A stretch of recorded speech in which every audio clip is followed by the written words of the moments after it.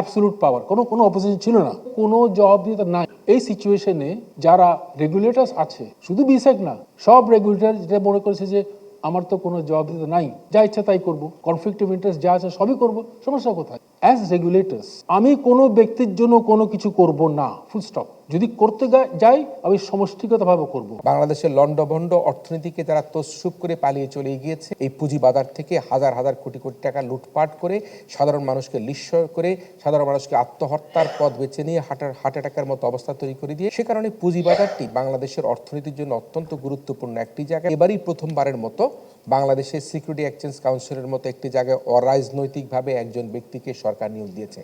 আমি বর্তমান সরকারকে ধন্যবাদ জানাতে চাই। ফ্লোর প্রাইসের নামে যে অনিয়ম চলতো, ফ্লোর প্রাইস সম্পূর্ণভাবে প্রত্যাহার করে বর্তমান কমিশন যে সাহসী ও সময়োপযোগী সিদ্ধান্ত গ্রহণ করেছে, তার জন্য আমি কমিশনের সকলকে ধন্যবাদ জানাতে চাই।